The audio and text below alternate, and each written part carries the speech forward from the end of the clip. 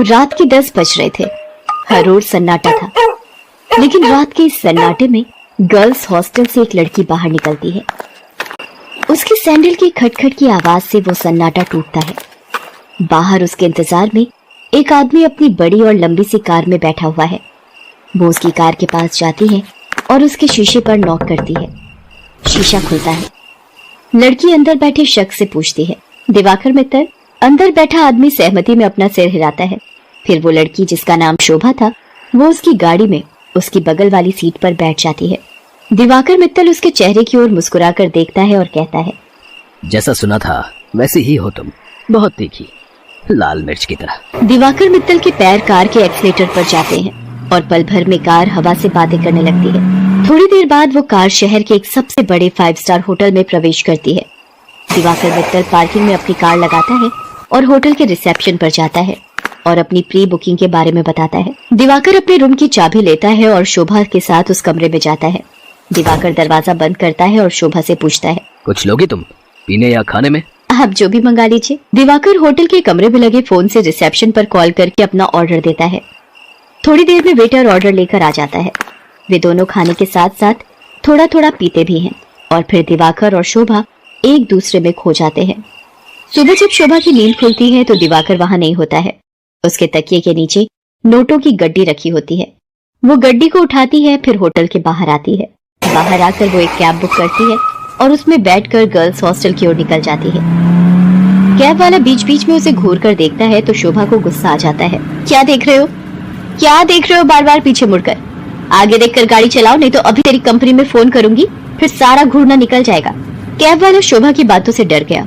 शोभा cab की खिड़की से बाहर देखती हुई जा रही थी और मन ही मन खुद से बातें कर रही थी। सब कुछ कितना फेक है ना यहाँ, सब कुछ। कौन आदमी कौन सा चेहरा लगाए घूम रहा है, किसी को पता नहीं है।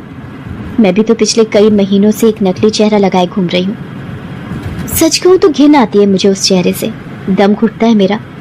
लेकिन अब इस चेहरे के बिना मैं रह भी तो नहीं सकती। ये कहानी है जमालपुर की रहने वाली शोभा की। शोभा शहर के एक हॉस्टल में रहती है और इंजीनियरिंग की पढ़ाई कर रही है।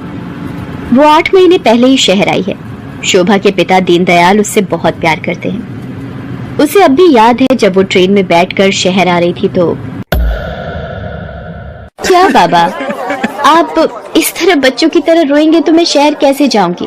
क्या कहूँ शोभा, 5 बरस की थी तू जब तेरी अम्मा तुझे गोद में डालकर हमेशा के लिए हम सबको छोड़कर चली गई। तब से तुझे ही देखकर जिया है। जानती हूँ बाबा। सोचा था कि एक बार ही तुझे विदा करूंगा जब तेरी शादी होगी, लेकिन शादी के पहले ही। ये कहकर दीनदयाल शोभा को गले लगाकर फिर से फूट फूट कर रोने लगा। ठीक है बाबा, मैं नहीं जाती हूँ शहर, यही रहती हूँ आपके पास। लेकिन आप ही तो हमेशा जिद करते हैं कि तुम्हें खूब पढ़ना है, बहुत बड़ा आदमी बनना है। अब आगे की पढ़ाई गांव में तो नहीं हो सकती, तभी तो मैं शहर जा रही हूँ। ठीक है, मैं ट्रेन से उतर जाती हूँ। उसी समय ट्रेन की सीटी बजी। दीनदयाल जल्दी से ट्रेन से उतरा। ट्रेन ने कुछ ही देर में रफ्तार पकड़ ली। शोभा ट्रेन से आगे निकलती गई और दीनदयाल पीछे छूटता गया। शहर में शोभा गर्ल्स हॉस्टल में रहने लगी और अपनी पढ़ाई करने लगी। उसकी रूम पार्टनर थी रेखा। रेखा का बैकग्राउंड भी शोभा की तरह ही था। उसके पिता नहीं थे। उसकी माँ दूसरों के खेतों में काम करती थी। बहुत कठिनाई से गुजर बसर होता था। एक दिन की बात है, शोभा कमरे की सफाई कर रही थी तो उसे रेखा के तकिए के नीचे से नोटों की गड्डी मिली। इतने सारे पैसे ये यहाँ कैसे आए? रेखा उस समय नहा रही थी। जब वो नहाकर बाहर आई तो शोभा ने उससे पैसों के बारे में पूछा, लेकिन रेखा ने उसकी बात का सही सही कोई जवाब नहीं दिया। आश्चर्य तो हुआ क्योंकि वे दोनों अच्छे दोस्त थे। कुछ बात तो है जो रेखा मुझसे छिपा रही है, लेकिन क्या? शोभा ने एक बात और नोटिस किया कि हफ्ते में 3-4 दिन रेखा रात को कहीं चली जाती थी और सुबह वापस आती थी। उसने इस बारे में भी रेखा से पूछा तो, तू भी बिना मतलब जासूसी करती रहती है, तू अपने काम से काम रखना। मैं कहाँ जाती हूँ, क्यों जाती हूँ, हर चीज का हिसाब देना जरूरी है क्या? ये जरूरी तो नहीं, लेकिन कल को हॉस्टल की वार्डन को पता लग गया कि तुम रात रात भर बाहर रहती हो तो क्या होगा? तुझे पता है ना वो कितनी स्ट्रिक्ट है। तो उसकी फिक्र मत कर, मैं संभाल लूंगी उन्हें। धीरे धीरे शोभा ने रेखा की लाइफस्टाइल में बहुत तब्दीली देखी। वो महंगे से महंगे कपड़े और जूते खरीदती, लेटेस्ट मोबाइल फोन रखती, उसका जब जो मन करता वो करती। शोभा उसकी लाइफस्टाइल से बहुत प्रभावित हो गई। शोभा ने बचपन से अब तक गरीबी ही देखी थी, इसलिए उसका भी मन करता कि वो भी नए कपड़े खरीदे, महंगे मोबाइल रखे। उसका जो मन करे वो कर सके। रेखा देख, मैं तुझसे ये नहीं पूछने वाली कि तू ऐसी रईसों वाली लाइफस्टाइल कैसे जीती है, लेकिन मैं भी तेरी तरह जीना चाहती हूँ। मैं तंग आ गई हूँ एक एक पैसे के लिए तरसते हुए। पहले तो रेखा टाल मटोल करती रही, लेकिन फिर उसने सच्चाई बता दी कि वो एक कॉल गर्ल का काम करती है।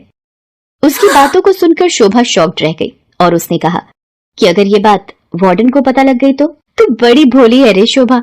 हॉस्टल की वार्डन को सब पता है, वही तो हमें दबाव डालकर भेजती है लोगों के पास। वार्डन की सारी सच्चाई जानकर शोभा एक बार फिर से चौंक गई। रेखा ने उसे ये भी बताया कि हॉस्टल की कुछ और लड़कियां ये काम करती हैं। शोभा को ये सब सुनकर अजीब तो लगा, लेकिन बेहतर लाइफस्टाइल के चक्कर में वो अपने सम्मान का सौदा करने के लिए तैयार हो।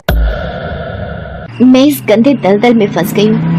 हालांकि इस दलदल ने मुझे बहुत सारी वो चीजें दी जिसके लिए मैं तरसती थी, लेकिन मैंने अपनी मासूमियत खो दी है, मैंने अपनी शांति खो दी है, मैंने अपनी पवित्रता खो दी है। बाबा को कितनी उम्मीद थी मुझसे, और मैं क्या करने लगी मैं।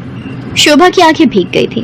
वो अब ये काम नहीं करना चाहती थी, लेकिन हॉस्टल की वार्डन उस पर बार बार दबाव डाल रही थी। देख शोभा, जल में रहकर मगर से बैर मत कर, और हाँ, ये सती सावित्री बनने का नाटक छोड़ और जो बोलती हूँ वो कर। शोभा ने वार्डन को फिर से इनकार कर दिया। गुस्से में वार्डन ने उससे कहा, देख शोभा, तेरा इनकार तेरे भविष्य के सारे रास्ते बंद कर देगा। मेरी एक शिकायत पर कॉलेज से भी तुझे निकाल दिया जाएगा, और तुझे मैं इतना बदनाम करवा दूंगी कि इस शहर तो क्या, तू कहीं भी किसी को मुंह दिखाने के लायक नहीं रहेगी। शोभा उस रात हॉस्टल से निकली तो जरूर, लेकिन उसने कुछ तय कर लिया था। वो हॉस्टल से निकलकर सीधा पुलिस स्टेशन पहुंची और इंस्पेक्टर नाज़नीन को हॉस्टल और वार्डन की सारी सच्चाई बता दी। शोभा की बात सुनकर नाज़नीन शॉक्ड रह गई। शर्म आ रही है मुझे तुम पर और उन सभी लड़कियों पर जो अच्छी लाइफस्टाइल के चक्कर में शॉर्टकट अपनाती हैं और अपने सम्मान का सौदा करती हैं, और तुम जैसे मासूम लोगों का फायदा तुम्हारी वार्डन जैसे लोग उठाते हैं। मुझसे बहुत बड़ी गलती हो गई इंस्पेक्टर नाज़नीन। मुझे खुशी है कि तुम्हें अपनी गलती का एहसास तो हुआ, लेकिन ये गलती कोई और ना करे और तुम्हारी वार्डन किसी और का फायदा ना उठाए। इसके लिए इस पूरे रैकेट को तोड़ना पड़ेगा। इंस्पेक्टर नाज़नीन ने वार्डन को गिरफ्तार कर लिया और उसे जेल भेज दिया। जिस वार्डन पर लड़कियों की सुरक्षा की जिम्मेदारी थी, वो उनका सौदा करने लगी थी। इस बात को सुनकर पूरे